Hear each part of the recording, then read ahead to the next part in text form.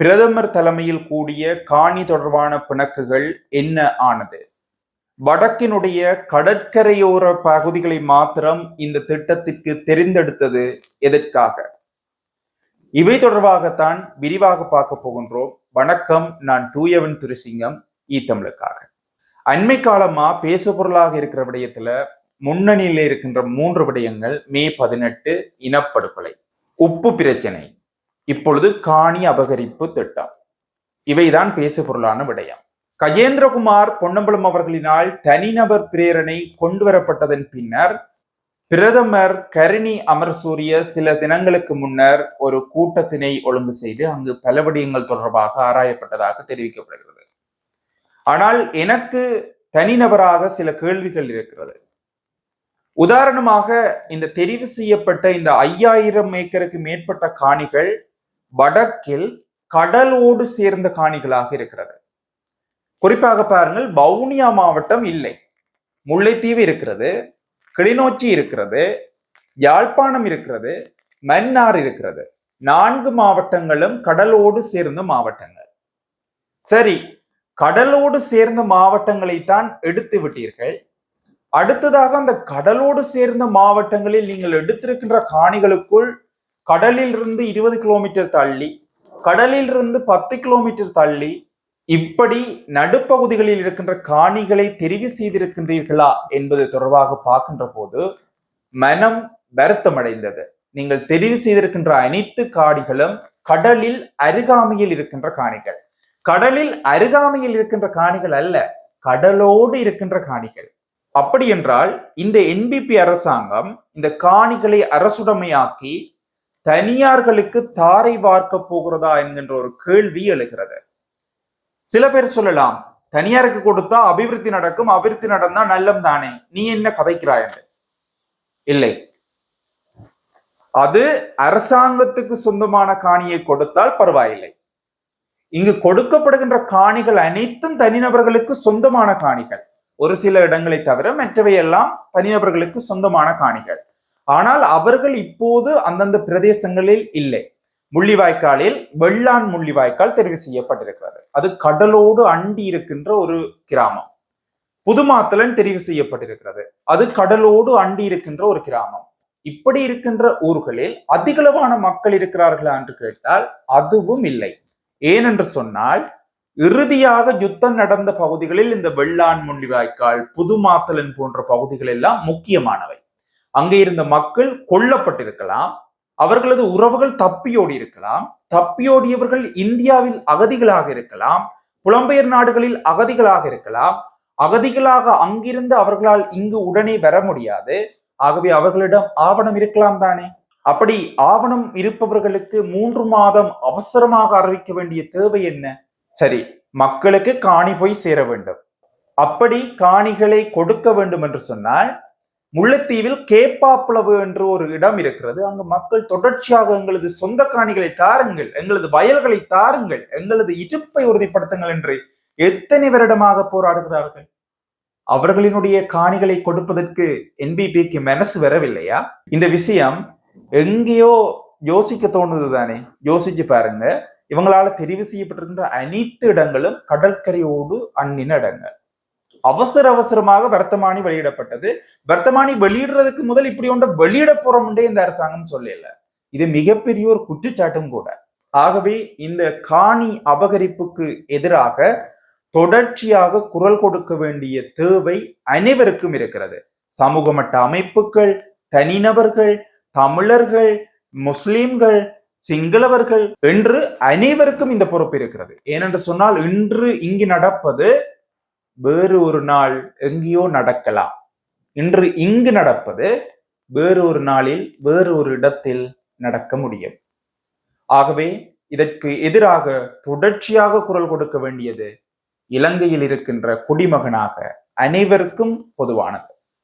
இதேவேளை அங்கு நடந்த கூட்டம் தொடர்பாக கஜேந்திரகுமார் பொன்னம்பலம் அவர்கள் விளக்கம் ஒன்றை கொடுத்து காணொலி ஒன்றை வெளியிட்டிருக்கின்றார். அந்த காணொலியையும் இணைத்துக் கொள்கின்றோம். அந்த கூட்டத்தில் என்ன கதைக்கப்பட்டது என்பதை நீங்கள் பார்த்துக் கொள்ளலாம்.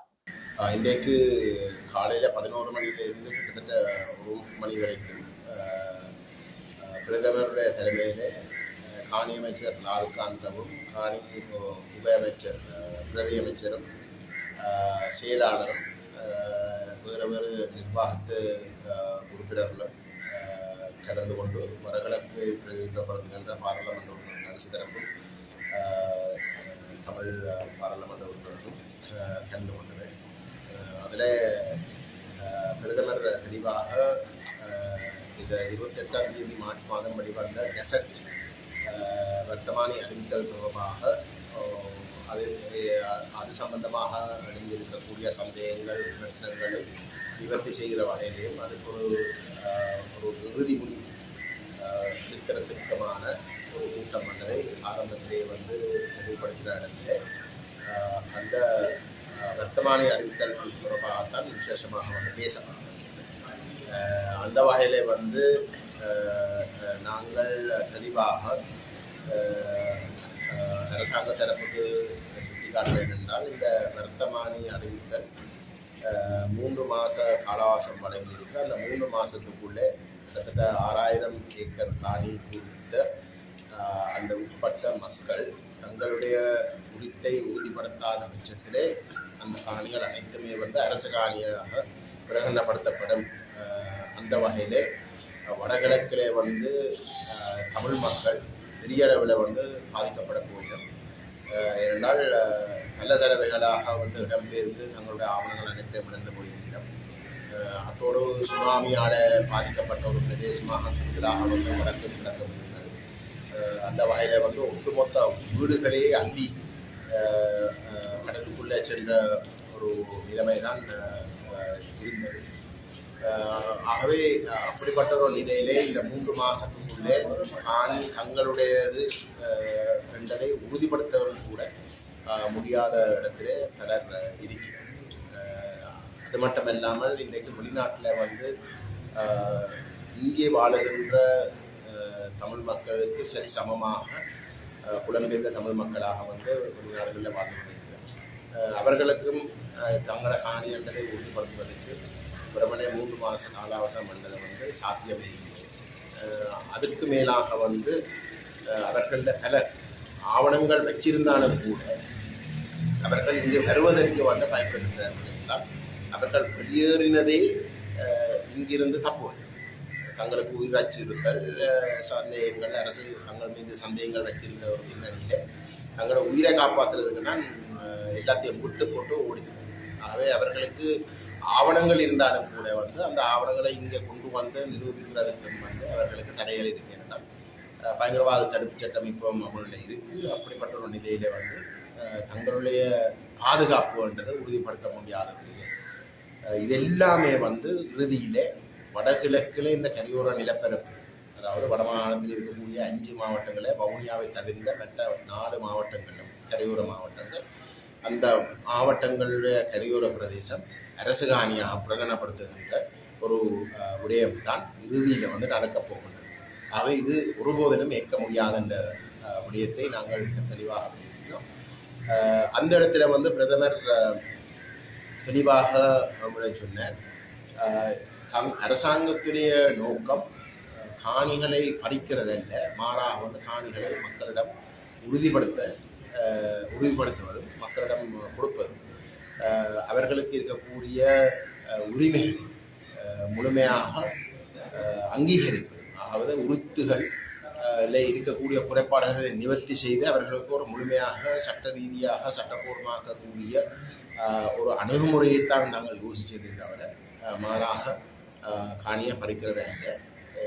அந்த சந்தர்ப்பத்தில் நாங்கள் தெளிவாக சுட்டி காட்டினோம். ஆனால் இந்த சட்டம், அவர்கள் இந்த வர்த்தமானி அறிவித்திருக்கிற இந்த சட்டம் காணியை பறிக்கின்ற ஒரு சட்டமாகத்தான் இருக்கிறது. ஆகவே அதை அரசாங்கம் இறுதியில் ஏற்றுக்கொண்டது. அதாவது இந்த சட்டமூடாக இந்த பிரச்சனையை அணுகிறதுல இருக்கக்கூடிய குறைபாடுகள், சந்தேகங்கள், அதில் இருக்கக்கூடிய பிரச்சனைகள் இருக்கின்றதை அவர்கள் கொள்கையில் இல்லை. அந்த வகையிலே இறுதி முடிவாக காணி அமைச்சு தங்களுடைய அமைச்சினுடைய நிர்வாகத்தில் உறுப்பினர்களோடையும் பேசி அடுத்த பாராளுமன்ற அமர்வுகளை காணி அமைச்சர் உத்தியோகபூர்வமாக தங்களுடைய நிலைப்பாட்டை பாராளுமன்றத்தில் அறிவிக்கிறதாக எங்களுக்கு வாக்குறுதி வழங்கியிருக்கிறார்கள். ஆனால் இன்றைக்கு நாங்கள் நாங்கள் முன்வைத்த வாதங்கள் அரசு தரப்பால் நிராகரிக்க முடியாமல் போனது என்பது தெளிவு. அந்த வகையிலே இந்த அரசாங்கம் வரப்போன்ற பாராளுமன்ற அமர்வில் இந்த வர்த்தமானியை வாபஸ் பெறுவது தவிர அவர்களுக்கு வேறு எந்த ஒரு தீர்வும் கிடையாது. இந்த வர்த்தமானியை வாபஸ் பெற்றதுக்கு பிற்பாடு இந்த அரசாங்கம் வடக்கிலே இருக்கக்கூடிய அவர்களுடைய உண்மையான எண்ணம் அங்கே இருக்கக்கூடிய மக்களுடைய காணி பிரச்சனையை தீர்ப்பதாக இருந்தால் அங்கு ஒரு செயற்குழுக்களை நியமித்து, மாவட்ட ரீதியான செயற்குழுக்களை நியமித்து அதில் அரசு தரப்பும் நாங்களும் கூட பங்கேற்று இந்த மக்களுடைய இருக்கக்கூடிய காணி பிரச்சனைகளை முழுமையாக விளங்கி கொண்டு அதுக்குரிய தீர்வுகளை அடையாளப்படுத்தினதுக்கு பிறகு, அதாவது ஒரு நபர் தனக்கு இருக்கக்கூடிய முறைப்பாடுகளை அந்த கமிட்டிக்குள்ளே கொண்டு சென்று அதில் தனக்கு இதுதான் தன் காணியை நிரூபிக்கிறதுக்கு உறுதி இல்லாவிட்டாலும் வேறு விதமாக அதை உறுதிப்படுத்தக்கூடிய ஒரு நிலைமையை சரியாக உறுதிப்படுத்தி அந்த செயற்குழுவில் இருந்து இது உங்களுடையது என்ற ஒரு உறுதி இல்லாட்டி ஒரு வாக்குறுதி, எழுத்து மூலமான வாக்குறுதியை பெற்று அதை நடைமுறைப்படுத்துவதற்குரிய சட்ட ரீதியான நடவடிக்கைகளில் ஈடுபடணும் தவிர அந்த காணியாருடைய உரித்து சம்பந்தமான விஷயங்கள் கேள்விக்குறியாக இருக்க நடைமுறைப்படுத்துவதற்கு ஒரு சட்டத்தை அமல்படுத்துவது என்பது சாத்தியமில்லை என்ற அடிப்படையில் இந்த வர்த்தமானி வாபஸ் பெற்றதுக்கு பிற்பாடு ஒரு அணுகுமுறைக்கு இணங்கின ஒரு அணுகுமுறைக்கு ஊடாக மக்களுடைய பிரச்சனை அனைத்து தீர்த்ததுக்கு பிறகு இறுதி கட்டமாக அந்த மக்களுடைய அந்த உரித்தை இவைதான் இன்றைய நாளில் நான் கொண்டு வந்திருந்த தொகுப்பு. மீண்டும் நினைவுபடுத்துகின்றேன், அது எங்கள் நிலம், எங்கள் வளம், எங்கள் உடைமை. எங்களது உறவுகள் எங்கோ அகதிகளாக இருக்கலாம், இல்லாமல் போயிருக்கலாம். அதற்காக அவர்களினுடைய காணியை அரசுடைமையாக்குவதை நாங்கள் ஒருபோதும் ஏற்றுக்கொள்ளக் கூடாது. தொடர்ந்து குரல் கொடுப்போம் என்று கூறி மற்றும் ஒரு தொகுப்பில் உங்களை சந்திக்கின்றேன். நன்றி, வணக்கம்.